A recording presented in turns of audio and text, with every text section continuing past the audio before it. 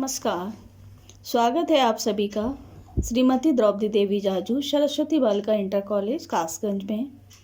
और मैं आपके साथ मीनाक्षी सक्सेना। और आज हम बात करेंगे आज़ादी के अमृत महोत्सव की।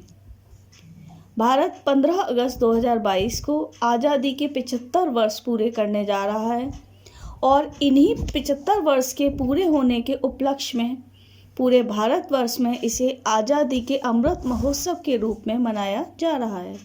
और इसकी शुरुआत 12 मार्च 2021 से हुई।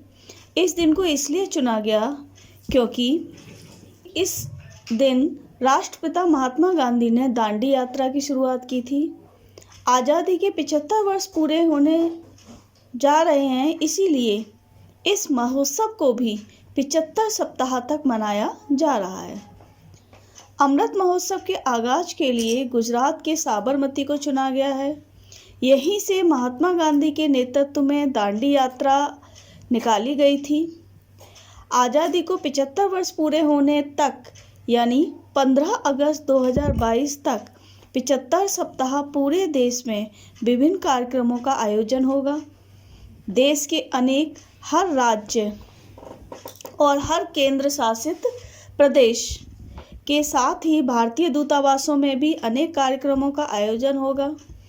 देश भर में प्रदर्शनियों में असहयोग आंदोलन, सविनय अवज्ञा आंदोलन आयोजन के साथ दांडी मार्च, नेताजी सुभाष चंद्र बोस, भारत छोड़ो आंदोलन, सरदार पटेल और आंदोलन के नेताओं सहित स्वतंत्रता आंदोलन के संबंधित मुख्य स्थलों को दिखाया जाएगा। महोत्सव के जरिए आज़ादी से जुड़े उन अनसन हीरोज की भी तलाश होगी जिनका नाम अभी तक इतिहास के पन्नों में कहीं छिपा हुआ है। साथ ही इसके जरिए देश के लोग, देश के युवा और बच्चे उन महावीर योद्धा को जान सकेंगे जो इतिहास के पन्ने में कहीं दबे हुए हैं, कहीं खो से गए हैं। भारत की आज़ादी के 75 वर्ष होने के अवसर पर कार्यक्रमों के लिए 259 सदस्य उच्च स्तरीय राष्ट्रीय समिति का भी गठन किया गया है। प्रधानमंत्री की परिकल्पना है कि आज़ादी का अमृत महोत्सव जन महोत्सव बन जाए।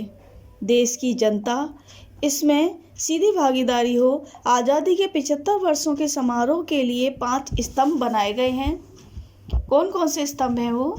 स्वतंत्रता संग्राम, 75 पर विचार, 75 पर उपलब्धियां, 75 पर कदम, 75 पर संकल्प। जिस देश के 130 करोड़ भारतीयों के विचार और भावनाओं से जुड़कर आज़ादी का महाउत्सव मनाया जाएगा, तो आज़ादी के 75वें वर्ष के उपलक्ष्य में इस महाउत्सव पर हम चर्चा करेंगे।